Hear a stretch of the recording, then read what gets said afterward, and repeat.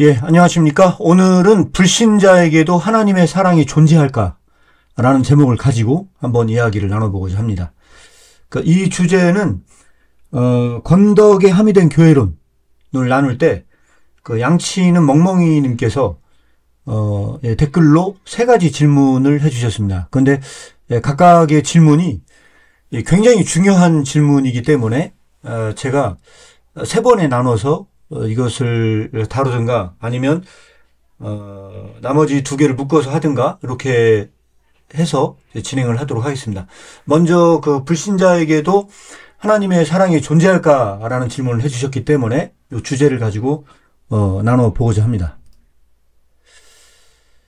예, 이렇게 질문해 주셨습니다. 원래는 기독교는 인간의 전적 타락을 이야기합니다. 그런데 불신자 안에 벌써 사랑이 있었다는 말이 이해되지 않습니다. 설명 부탁드립니다.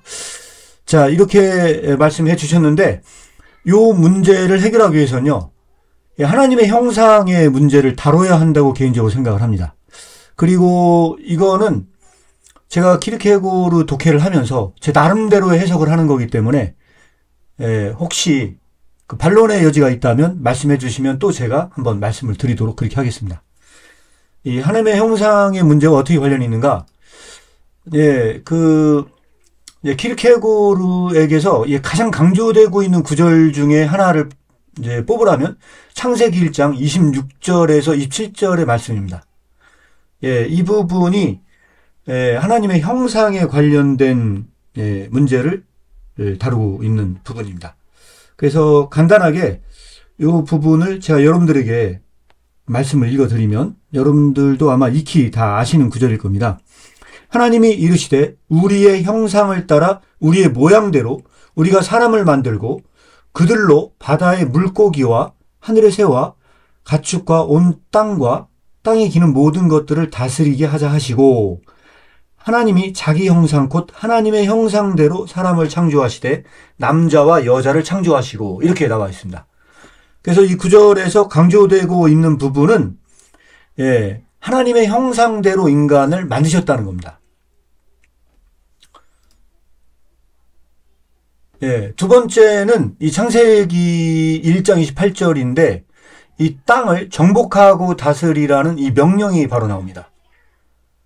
그렇다면 정말로 중요한 명령은 무엇인가? 이 부분을 이야기를 나눌 필요가 있습니다. 창세기 28장이 더 중요한 명령인지, 아니면은 창세기 1장 26절에서 27절에 나오는 하나님의 형상을 닮았다는 것이 과연 더 중요한 것인지. 여기에서 키르케고르는 전통적으로 우리가 보통 강조했던 1장 28절에 이 땅을 정복하고 이 다스리라는 이 문화명령에 대해서 굉장히 비판적으로 사용하고 있습니다. 기독교 이 크리스천이라면 가장 최대의 이상적 목표는 하나님의 형상을 담는 것이 되어야 한다고 강조하고 있습니다. 자, 이런 점에서는 하나님의 형상을 담는 문제와 땅을 정복하고 다스리는 문제 중에서 키르케고르에게서는 하나님의 형상을 담는 문제가 무한히 더 중요하다. 이렇게 말씀을 드릴 수 있습니다. 제가 이 자세한 내용은 오늘 다 말씀을 드릴 수가 없고, 이 부분은 어디를 참고하시면 좋냐면, 제가 번역한 책 중에 새와 백합에게 배우라 2장 해제에다가 이 설명을 자세히 넣어놨습니다. 이거를, 그 글을 참고하시면 좋을 듯 합니다. 키르케고르는, 이런 점에서, 인간이 하나님의 형상을 닮았다면 어떤 면을 닮은 것일까? 이런 점에 대해서 또 집중적으로 나눕니다. 그래서 이 부분도 실제적으로 가장 심층적으로 다루고 있는 부분이 새와 백합에게 배우라 2장에 제가 설명을 해놨습니다. 2장과는 관련성이 거의 한 90% 관련이 있습니다. 그래서 자세한 내용은 2장의 강화를, 새와 백합에게 배우라 2장의 강화를 참고하시면 굉장히 많은 도움이 되실 것으로 생각이 듭니다. 그래서 거기 나오는 내용은 제 책을 참고하시고, 이건 다른 내용입니다. 예, 하나님의 사랑이시라면 사랑이신 하나님을 닮았다고 말해야 합니다. 예, 하나님은 사랑이시기 때문에. 그리고 하나님은 눈에 보이는 분이 아니십니다. 그래서 우리가 하나님을 닮았다면 어떤 물리적으로 우리가 눈에 보이는 모습으로 닮은 것이 아니고 영적인 측면에서 우리가 하나님을 닮았다라고 그렇게 해석해야 된다는 거죠. 예, 그렇다면 인간은 어떻게 된 것일까요? 예, 이 부분에 대해서는 전적 타락으로 인해서 그 사랑을 상실했다고 봐야 됩니다. 근데 이제 이게 완전한 상실이라기보다는 무지의 형태로서 존재해야 된다고 봐야 되지 않을까, 저는 개인적으로 그렇게 주장을 합니다. 예, 이거는 새와 백합에게 배우라에 나와 있는 거를 참고를 한다면, 예, 보통 인간이 동물과의 차이점을 말할 때 인간은 직립보행을 하는 부분에 대해서 과학적으로 많이 강조를 하고 있습니다. 근데 키르케고르는 이런 점을 비판을 합니다. 두 번째는 비판점을 찾는 게 만물의 영장을 비판하고 있습니다. 인간은 이 동물과 다른 점 중에 하나가 직립보행을 한다. 만물의 영장이다. 영어로는 The Lord of Creation입니다. 그러니까 창조의 주인이라는 뜻인데, 그런 점에서 이거는 뭐랑 닮았냐면요, 그 창세기 1장 28절에 나오는 이 정복자 정신하고 닮았습니다. 인간은 이 땅을 정복하고 다스리려 한다는 거죠. 그런데 이 땅을 다스리고 정복하는 것으로 하나님을 닮을 수가 없다고 생각을 하고 있습니다. 그러니까 하나님을 닮으려면은 뭔가 대단한 존재가 되거나 아니면 어떤 지배자적인 정신을 갖고 하나님을 닮는 게 아니고 역방향으로 가야 된다고 얘기를 합니다. 그래서 하나님 앞에서 무가 되었을 때 하나님을 더욱 닮는다고 이야기를 합니다. 예, 그런 점에서 이 하나님의 형상을 생각해 볼 필요성이 있는데, 제가 이제 여기서 그런 점에서 강조점을 말씀을 드리자면, 인간과 동물에 대해서 가장 중요한 구별점, 차이점이 있다고 한다면, 그 중에서 가장 그 구별되는 지점이 인간은 하나님의 형상을 닮았다는 거죠. 기독교적으로 이해하자면 이런 점에서 하나님의 형상이고요. 그 하나님은 사랑이십니다. 그러면 그 사랑이신 분을 닮았다면 인간은 그 속에 사랑이 존재해야 되는 부분이 되겠죠. 근데 전적 타락으로 인해서 인간은 그 사랑을 까먹었다. 이런 방식으로 해석을 해야 되지 않을까, 이렇게 제시를 하고 있습니다. 자, 그런데 이런 점에서 관점을 명확하게 하기 위해서 소크라테스와 키르케고르의 다른 점을 설명을 드리도록 하겠습니다. 소크라테스는 내재적 진리를 믿습니다. 하지만 그 진리를 까먹었다고 생각을 합니다. 이 부분에 대한 것은 제가 그 유튜브 중에서 진리에 대한 이야기를 넣는 게 있습니다. 그거를 좀 보시면 더 많은 이해를 하실 수 있을 겁니다. 그래서 그리스 철학은 항상 까먹은 진리를 생각나게 해주는 방식으로 이 상기방법론을 굉장히 중요하게 여깁니다. 그래서 이 상기방법론과 관련이 있는 게 삼파술인데, 제가 여기에서 이 부분에 대해 다 자세하게 설명을 드릴 수 없기 때문에, 더 구체적인 설명을 좀 원하시는 분들은, 꼭 제가 만든 부분 중에서 진리란 무엇인가에 관련된 부분을 더 참고해 주시면 좋습니다. 키르케고르는 기독교의 진리는 소크라테스와 다르다는 겁니다. 철학의 부스러기에 주로 나오는 내용인데, 기독교의 진리는 이 초월적으로 주어진다고 믿습니다. 이 세상 어디에도 이 진리는 존재하지 않고 우리 안에 내재되어 있지도 않습니다. 이 진리는 이 지상에도 없고 어디에도 존재하지 않지만 영원에서 시간 안에 내재되어서 들어와야 된다고 생각을 하고 있고, 바로 그렇게 들어온 진리가 예수 그리스도라고 생각을 하고 있습니다. 그래서 예수 그리스도는 시간 안에 들어온 영혼이라고 그렇게 보시면 됩니다. 그래서 여기에서 키르케고르의 핵심적인 사상인 순간 사상이 여기서 나옵니다. 이 부분은 그 영상을 꼭 참고하시면 될 것 같고요. 하지만 사랑에 관한 한 소크라테스 방법론으로는 불가능하고, 내재적으로 외재적으로 하나님의 사랑이 역사할 때만 이 사랑을 일깨울 수가 있다는 겁니다.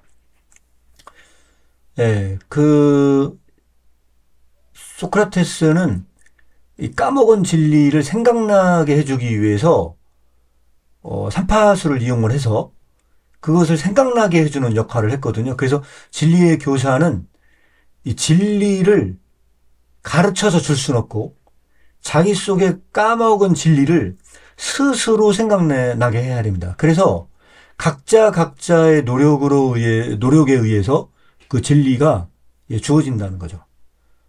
예. 그런데 킬케고르는 명시적으로 이런 방법론에 대해서는 거부하고 있습니다. 예. 이제 그런 점에서 이 사랑이 원래는 하나님의 형상을 닮아 내재했는데 이 사랑을 어떻게 일깨울 수 있는가의 문제로 이거는 해석을 할 필요가 있습니다. 제가 설명이 잘 됐는지는 모르겠는데 이렇게 말씀을 드릴 수 있습니다.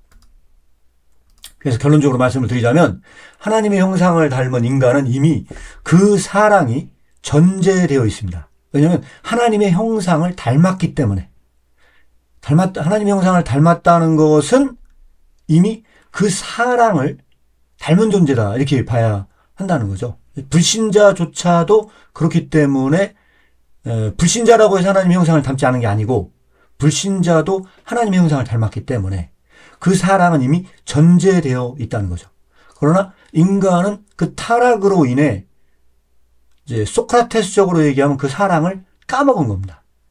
그리고 기독교적으로 이야기하면은 그 사랑을 스스로의 힘으로는 절대 일깨울 수 없는 상태가 된 겁니다. 자, 그래서 결론적으로 얘기하자면 킬케고르의 사상에서는 예수 그리스도의 사랑만 사실 이것을 일깨울 수 있습니다. 이것이 결론적인 이야기입니다. 이거를 사랑의 역사에서 그 일부에서 다루고 있는 내용을 약간 조금 더 심층 깊게 한번 소개를 드리도록 하겠습니다. 하나님의 사랑을 이렇게 호수와 비교해서 1장에서 설명을 하고 있습니다. 네. 인간의 아름다운 사랑은 마치 호수와 같습니다. 호수가 아름다운 이 호수처럼 인간의 아름다운 이 사랑도 눈에 보이는 이 아름다운 사랑도 눈에 보이지 않는 하나님의 사랑에 의해 공급받지 않는다면 무너지고 만다는 거죠. 예. 이 호수가 눈에 보이지 않는 저 밑바닥에 있는 그 샘줄기에 공급을 받지 않으면 이 호수가 말라서 그 아름다움을 유지할 수 없듯이 인간의 그 아름다운 사랑도 눈에 보이지 않는 그 하나님의 사랑에 이 공급을 받지 않는다면 이 무너지고 만다는 겁니다. 근데 문제는 어디 있느냐? 문제는 여기 있습니다. 그래서 사랑의 역사에는 이런 말이 직접 인용을 했습니다. 나와 있습니다. 조용한 호수는 그 호수를 조용히 바라보도록 그대를 부르지만 그 호수의 표현을 요 오타입니다. 표면을 이루는 암흑색 거울이 그대가 그 호수를 꿰뚫어 보는 것을 막아버리듯이 하나님의 사랑 속에 있는 신비스러운 근원도 그대가 사랑의 원천을 들여다보는 것을 막고 있다. 예, 하나님의 사랑은 눈에 보이지 않고 아무리 그것을 관찰하고자 하더라도 그 호수의 표면이 암흑색 거울이 되어서 그 호수를 꿰뚫어 보는 걸 막는다는 겁니다. 그래서 호수를 보려고 하면은 자기 자신의 얼굴이 비춰지는 모습밖에 보이지 않는다는 거죠. 하나님의 이 사랑은 입증이 불가능하고 볼 수도 없다는 겁니다. 자, 이거를 그 다른 표현으로 또 이렇게 서술하고 있기도 합니다. 한번 보시면 태양의 빗줄기는 그 빗줄기로서 빛나는 세계를 관찰할 수 있도록 사람을 초대하는 것 같아도 호기심에서 대담하게도 빛의 원천을 찾아내려고 하는 불손한 자는 경고하는 의미에서 그 자를 장님으로 만들어 벌을 준다. 예, 이거는 굉장히 중요한 비판점을 담고 있는 이야기입니다. 하나님의 사랑의 그 원천을 찾으려고 하는 자들은 오히려 그 눈이 멀어버린다는 겁니다. 그렇다면 우리 안에 하나님의 사랑이 있다는 것을 어떻게 알 수가 있을까요? 불신자는 하나님의 사랑이 없는 것 같습니다. 그리고 우리가 얘기했다시피 하나님을 닮았다는 것은 사실은 그 속에 하나님의 사랑이 있다는 걸 전제할 수밖에 없다는 거죠. 그런데 하나님의 사랑이 우리 속에 있으면 어떻게 입증이 가능할까? 이 질문에 대해서 이 사랑의 역사 일부에서는 대답을 하고 있습니다. 결론적으로 말씀드리면 이렇습니다. 눈에 보이는 이웃을 사랑함으로써만 그 속에 하나님의 사랑이 있다는 것이 입증이 된다는 겁니다.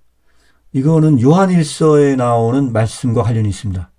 눈에 보이는 내 형제도 사랑하지 못하면서 눈에 보이지 않는 하나님을 사랑할 수 없다. 결국은 우리가 하나님을 사랑하는 것을 어떻게 알 수 있느냐 하는 것은 눈에 보이는 이웃을 사랑함으로써 우리 속에 하나님의 사랑이 존재하고 있음이 입증된다는 겁니다. 자, 불신자는 이웃을 사랑하기가 어렵습니다. 왜 그러냐면 기독교적으로 이해를 하자면 원수도 우리의 이웃입니다. 근데 그 원수까지도 사랑한다는 것은 이거는 보통 어려운 과제가 아닙니다. 그래서 지금 하나님의 사랑을 전제한다는 개념은 사실은 굉장히 그 중요한 측면이 숨어 있습니다. 그리고 지금 이 영상을 보시는 분들이 이게 어디에서 논의가 돼서까지 왔는지를 좀 더 알고 싶다면, 그 이전 영상 건덕에 함이 된 교회론을 먼저 보시고 오는 게 좋습니다. 왜냐하면 이 사랑의 전제가 말하는 요소들이 있는데 그거는 제가 오늘 설명을 안 드리고 말씀드리기 때문에 이 말씀을 드립니다. 이 주제에 대해서 이렇게 결론을 짓겠습니다. 이 세상에서는 사랑 없이 살 수 있지만 하나님 나라에서는 사랑 없이 살 수 없다.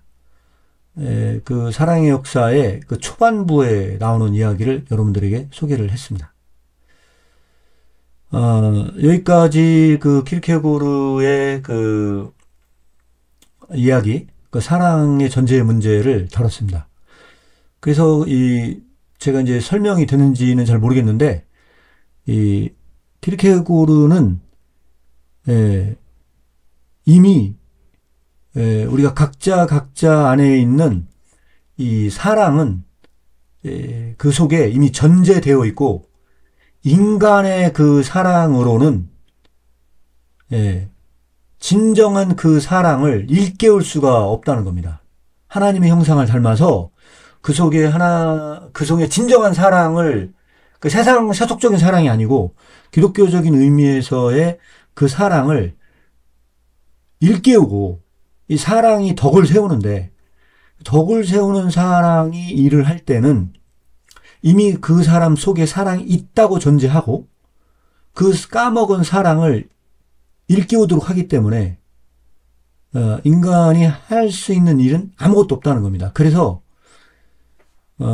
지난번에 말씀드렸던 얘기를 한 번 더 강조해서 말씀을 드리자면, 선생은 학생이 무지하다고 전제를 합니다.